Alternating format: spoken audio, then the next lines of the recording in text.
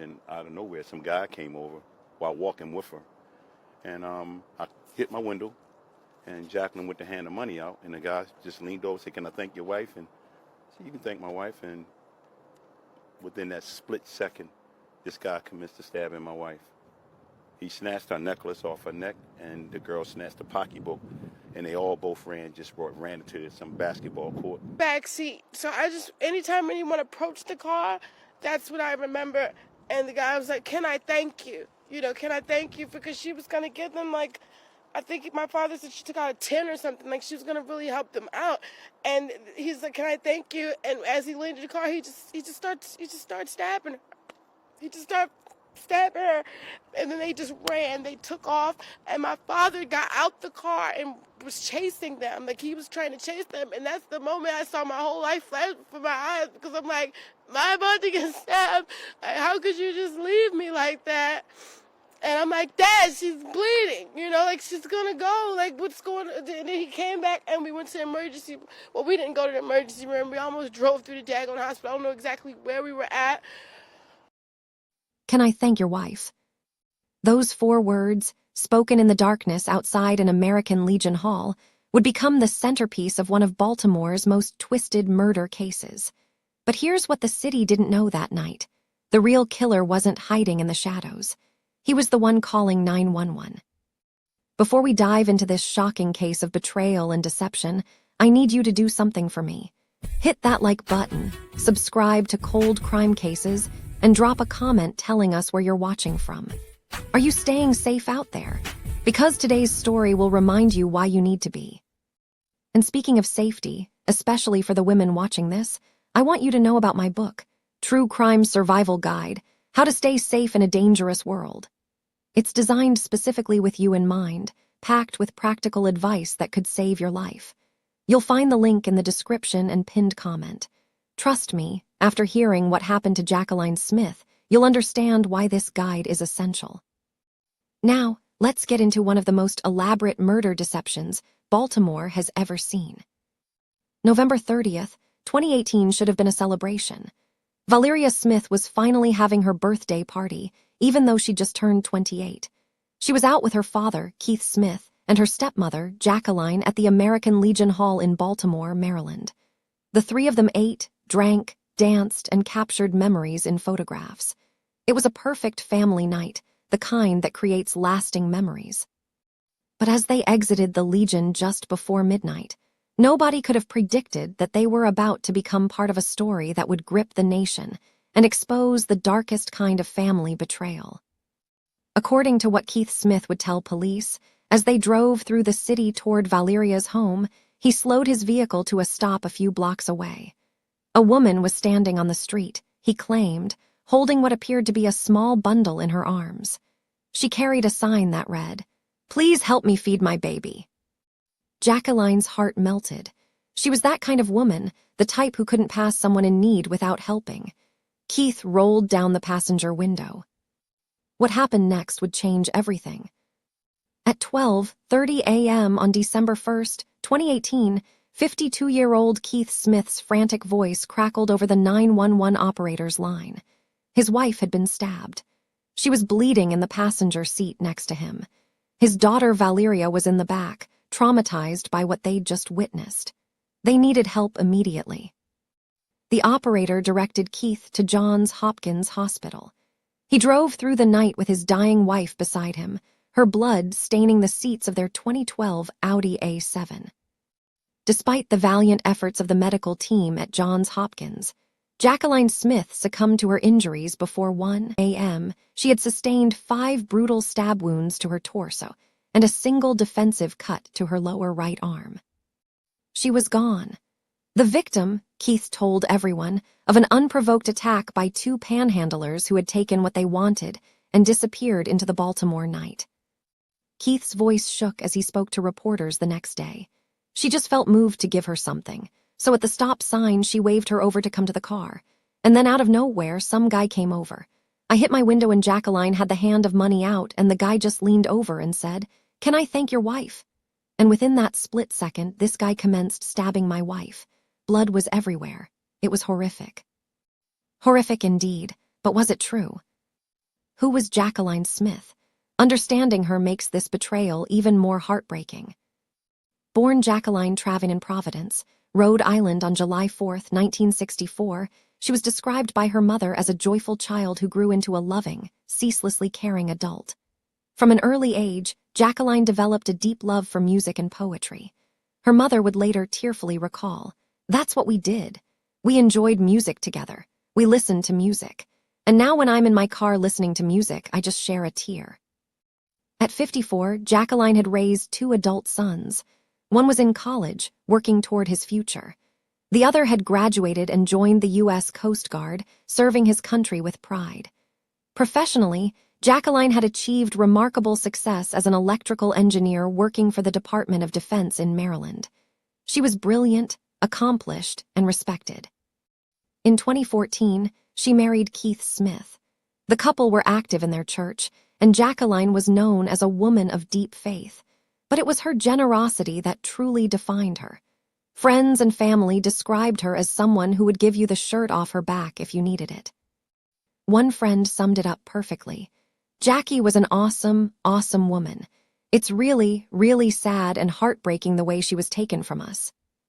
The irony. That very generosity, that beautiful trait that made Jacqueline who she was, would be weaponized in the story designed to explain her death. Every time someone scrolls past, another woman's suffering fades into silence. Don't let that happen. Subscribe and make her story matter.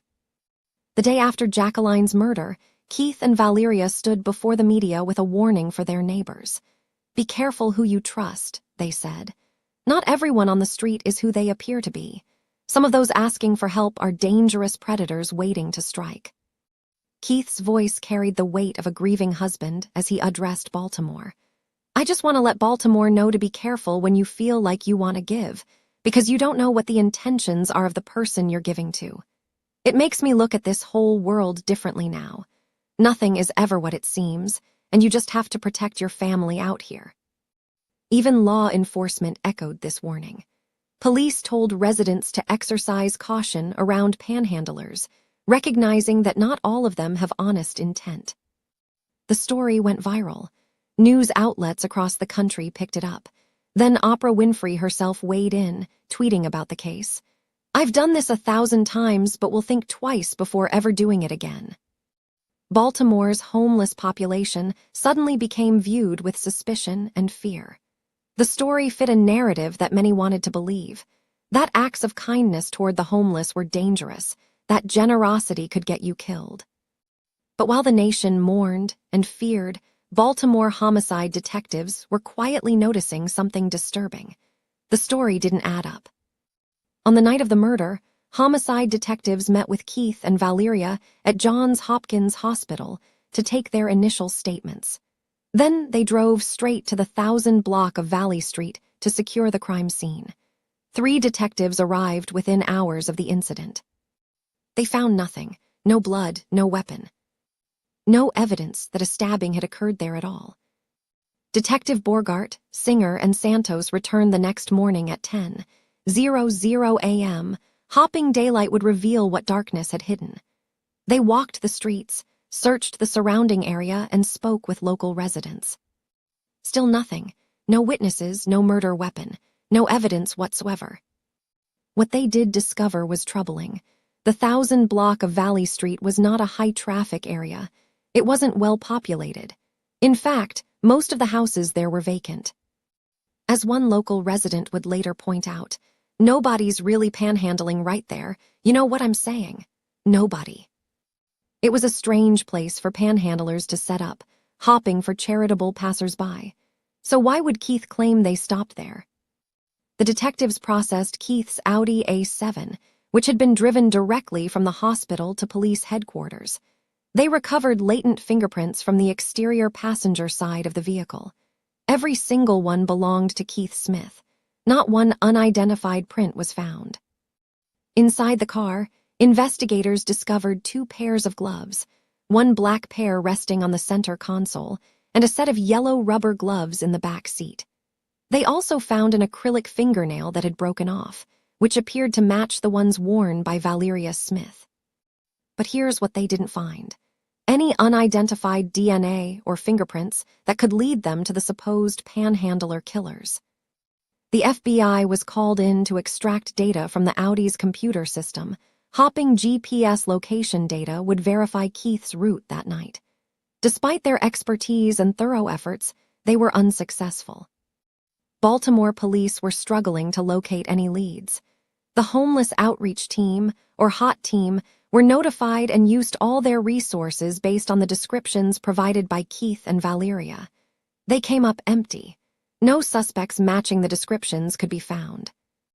Valeria made an emotional plea on camera. "I just want them to find.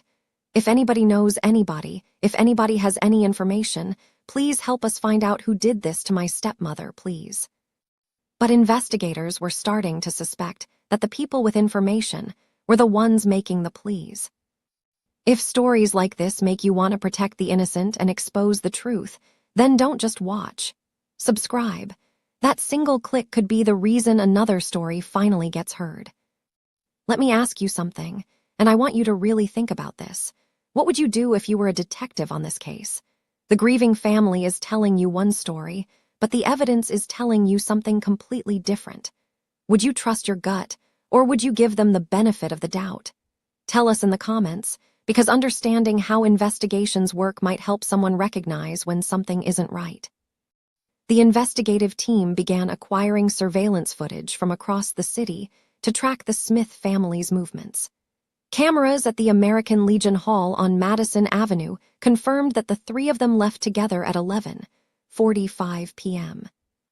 Detectives reviewed footage from 27 CCTV cameras along the route from the Legion to Valley Street, trying to recreate the path Keith described. They checked motion-activated residential security cameras that should have captured the Audi passing by. The result: the vehicle didn't appear on a single camera in the areas Keith described. Next, investigators obtained cell phone data from Keith and Valeria's phones. Keith's phone showed no activity throughout the evening until he placed that 911 call. But Valeria's phone, that told a very different story. The cell tower data showed that after leaving the American Legion, the family hadn't gone south toward Valeria's home as they'd claimed. Instead, they turned north. The connected towers indicated they had traveled to Druid Hill Park near the Maryland Zoo and remained in that location for approximately 15 minutes. Neither Keith nor Valeria had mentioned this stop to police, not once. Even more curious, Jacqueline's phone, which was supposedly stolen during the attack, showed its last activity at around 4 p.m. that afternoon from the family home in Aberdeen. Despite Keith reporting that Jacqueline had her phone with her that night, there was no indication it ever left the house. What about the other stolen items? In the days following the murder, pawn shops across Baltimore were monitored for Jacqueline's necklace, purse, and cell phone. None of them appeared. A week and a half later, however, Jacqueline's Visa card was flagged. Someone had been using it. Detectives tracked down 3 teenage males who claimed they'd found the card in a Michael Kors clutch left at a bus stop on the corner of Caroline Street and Madison Avenue. The teens were detained and questioned as potential suspects, but were ultimately released. Here's the critical detail. That bus stop was on the exact route defined by Keith and Valeria's cell phone data after leaving the Legion. Not the route they claimed to have traveled, but the route they actually took. The pieces weren't fitting Keith's story. They were demolishing it. After 3 months of investigation, Baltimore detectives hadn't found a single shred of evidence linking Jacqueline's murder to panhandlers. What they had discovered was a web of inconsistencies, contradictions, and outright lies. Keith's story kept changing. Initially, he told police at the hospital that the male panhandler had reached into the car and stolen his wife's purse. In later statements, he said it was the woman who did it. He described the male attacker saying, "Can I thank her?" And then, without warning, stabbing Jacqueline, snatching her necklace, while the woman grabbed her purse before both fled. Keith had been eager to talk to media in the first week, positioning himself as a concerned citizen warning Baltimore about its homeless problem. But once the story gained national attention, he abruptly stopped giving interviews. When confronted with the cell phone location data showing the stop at Druid Hill Park, Keith's story changed again. Now he claimed they'd been lost that night, and he was too embarrassed to admit it. They'd parked at the park to look through photos from earlier in the evening on their phones. Lost, in a city he'd lived in for years, looking at photos at midnight in a dark park. Detectives weren't buying it. When questioned, Valeria immediately requested an attorney, and the interview ended. Shortly after, Keith did something that screamed guilt. He fled. On February 4th, Keith came home one night with a large moving truck, rapidly loaded it the next day, and left Maryland. He'd remotely agreed to a year-long lease on a modest home in Florida, packed everything he owned, and disappeared. Valeria left Maryland too, meeting up with her father. But law enforcement was watching and listening. Keith tried to dodge the wiretap on his phone by changing his number, switching providers, and shipping a new cell phone to his daughter. It didn't work. Police were still monitoring every move, every call, every plan. In February 2019, Keith attempted to book 2 flights out of the country, one to Canada and another to Cuba. Both attempts failed because he didn't hold a U.S. passport. He then realized he could fly to the U.S. Virgin Islands with just a driver's license.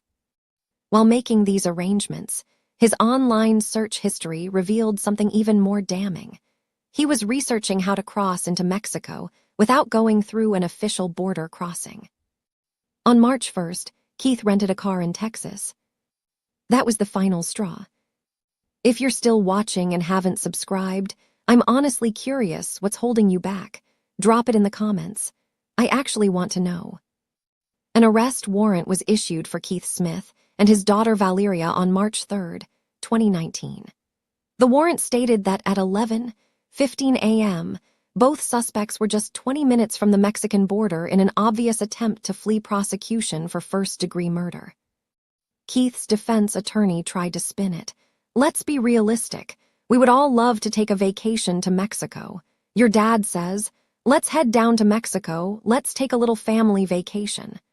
I don't see there being any criminal element to that. Mr. Smith is innocent until proven guilty. Nice try. But a grieving husband doesn't typically flee to Mexico while police are investigating his wife's murder. Keith and Valeria Smith were arrested by Texas law enforcement later that same day. Baltimore police held a press conference, and the truth began to emerge. In the course of our investigation, we developed evidence that Mr. Smith was fleeing Maryland, so we made appropriate national notifications, and Texas State Police arrested him this morning, the police spokesperson announced. We pursued the evidence from the very beginning, and these detectives were very tenacious, very thorough and dedicated. These individuals took advantage of a situation, a city already dealing with its own problems. We're looking forward to this cruel act being brought to justice. The arrest warrant didn't just outline the lies and deceptions Keith had fed to detectives. It revealed something even more sinister. This wasn't a crime of opportunity or passion. This was premeditated murder. Investigators learned through a friend of Keith's brother, Vic, that in the months leading up to Jacqueline's death, Keith had asked for help getting rid of his wife. According to Vic, Jacqueline had spoken to Keith about wanting a divorce. Keith apparently had a different plan. Rather than losing his wife's assets in a divorce, he decided to collect on her life insurance policy, where he remained the beneficiary. Just 2 days after her murder, while her blood barely dry, Keith showed up at Jacqueline's workplace requesting the paperwork to file a life insurance claim. Law enforcement, already deeply suspicious, told the insurance company to hold off on any payment. This gave Jacqueline's 2 sons time to fight for their mother's estate in probate court. It also meant Keith was suddenly short on cash. As he schemed his escape, he applied for a cash advance on his American Express card. It was declined. The news that the Panhandler Murder story was a complete fabrication shocked most of America. But not everyone was surprised. Jacqueline's mother, still living in Rhode Island, told reporters she'd never believed Keith's story. I knew it was baloney. I didn't believe her husband at all. I knew something else happened. You know why? Why would he stay in the area with her in the car after the man pulled the chain from her neck? It was too phony. A mother's instinct is rarely wrong. The Traving family reported they were never close with Keith Smith. Perhaps they sensed something was off, or perhaps they simply didn't know about his criminal past. 20 years earlier, Keith Smith had committed armed robbery. Not once, not twice, 3 times at the same bank. In December 1999, Keith had lost his job with FedEx due to losing points on his driver's license. He'd also just found out he was HIV positive. Struggling to pay household bills as a single father to Valeria and needing expensive medication, Keith decided the First Union Bank on York Road in Towson was his solution. Its proximity to Interstate 83 made for a quick getaway. He walked in wearing a ski mask, carrying a pellet gun, jumped over the counter, emptied the cash drawers, and exited through the back. That first robbery netted him about $15,000. 3 months later, he did it again, taking $6,000. 5 months after that, he went back for a third time. By then, police had a description of his vehicle after it was spotted in East Baltimore. A high-speed chase ensued, ending in a crash and Keith's arrest. He served 6 years of a 12-year sentence in a Maryland state prison. When police searched his home after his arrest, they found roughly $20,000 wrapped in bundles and hidden in a black bag. So this wasn't Keith's first rodeo with deception and violence. The question was, would he get away with it this time? Imagine if it was your daughter, your sister, or your friend. Would you want their story buried under noise or told with care? Subscribing helps make sure nobody's story fades away. Not ready to subscribe? That's okay. But at least tell me why in the comments. I want to learn from you. Valeria Smith was charged as an accessory to murder. It was unclear what evidence prosecutors had to link her directly to the premeditated killing of her stepmother, but it was clear she'd assisted in covering up the murder afterward. Investigators revealed that Valeria had been struggling. She'd been diagnosed as bipolar and had spent time institutionalized for treatment back in 2012. Since then, she'd developed an addiction to heroin. Many viewed Valeria as another one of Keith's victims, coerced by her manipulative father into helping him cover up an unthinkable crime. For this reason, she was offered a plea deal. Her attorney explained, "She's helped her father. She's indicated in the plea agreement that she helped her father dispose of the knife, helped dispose of the property. Things of that nature. She's taken full responsibility for that. She's still extremely upset about the entire thing and certainly apologizes to the rest of the family for her role in this." Would she testify against her own father? Yes, she would. The trial took place in late 2021. The courtroom fell silent as Valeria took the stand to testify against Keith Smith, the man who'd raised her, manipulated her, and destroyed their family. Valeria told the jury that after celebrating her birthday, her father drove the family to Druid Hill Park with Jacqueline, who Valeria believed had dozed off in the front seat. There, her father stabbed her stepmother 5 times while she was at least initially sleeping. He disposed of the knife in the woodland. Valeria testified that Keith gave her 2 wallets belonging to Jacqueline, including the Michael Kors clutch. She was instructed to get rid of them. She left one at the bus stop at Caroline and Madison, where she watched as a group of teenagers wandered over and picked through it. The Panhandler story. That was entirely Keith's fabrication, fed to her to repeat to police. The defense team grilled Valeria mercilessly about the length of time it took her to come clean. They accused her of playing a more active role in the murder and lying on the stand to save herself from prison. The 32-year-old recovering addict maintained her testimony. Yes, her father had forced her to lie. But she was telling the truth now because she refused to go to prison for a murder she didn't commit. They were in love, they were soulmates, Valeria said of Keith and Jacqueline, tears streaming down her face. She was just awesome. She was a powerful woman. I looked up to her. Then why did Keith kill her? Because Jacqueline wanted a divorce, and Keith wanted her money.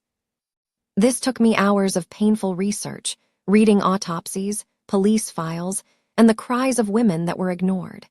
If you felt safe watching from your screen, the least you can do is hit that red subscribe button. In December 2021, Keith Smith was convicted of first-degree murder. He was sentenced to life in prison without the possibility of parole. The prosecutor's words during sentencing captured the full horror of what Keith had done. A selfish act where he not only manipulated the hearts and minds of a country, but he manipulated the heart and mind of his substance-addicted daughter. He was able to utilize this elaborate scheme and story to prey upon her character. A month after her father's sentencing, Valeria received 5 years in prison for her role in covering up the murder. The verdict brought relief and justice to Jacqueline's family. Her mother, who'd known from day one that Keith was lying, finally saw him held accountable. One family member summed up the feeling perfectly. "I was laughing at him during his testimony, and I knew it was a circus. I knew it was for optics, just a show. And I was just laughing because I knew this day would come. I didn't know it would come this soon, but I knew it would come." This case exposed so much more than just one man's greed and cruelty. It revealed how easily a false narrative can take hold when it confirms people's existing fears and biases. Keith Smith weaponized Baltimore's reputation, exploited the city's homeless population, and used America's anxieties about crime and charity to cover his tracks. For months, homeless individuals across Baltimore and beyond faced increased suspicion, fear, and hatred because of Keith's lie. Oprah Winfrey, with her millions of followers, amplified a false story that made people afraid to show kindness. The real heroes here are the Baltimore homicide detectives who refused to accept the easy narrative. They followed the evidence, even when it pointed somewhere uncomfortable. They didn't rush to judgment. They were thorough, patient, and methodical. And they got justice for Jacqueline Smith, a woman whose generous heart and kind spirit deserved so much better than the betrayal she received from the man who promised to love her. Before we close, I want to remind all of you, especially the women watching, to check out my book, True Crime Survival Guide: How to Stay Safe in a Dangerous World. This case shows us that danger doesn't always come from strangers on the street. Sometimes it comes from the people closest to us. The guide provides practical advice on recognizing warning signs, protecting yourself, and staying safe in all kinds of situations. Find the link in the description and pinned comment below. If this case moved you, if it made you think, or if you learned something today, please hit that like button and subscribe to Cold Crime Cases. Share this video with someone who needs to hear Jacqueline's story. Drop a comment telling us what you think about Keith Smith's manipulation and whether justice was truly served. Your engagement helps us bring you more cases like this. Thank you for watching, and remember, stay safe out there. Not everyone who smiles at you has good intentions, and not every cry for help is what it seems. This was the story of Keith Smith and the Panhandler Murder hoax, a tale of greed, betrayal, and the detectives who refused to let a killer go free. Until next time, this is Cold Crime Cases.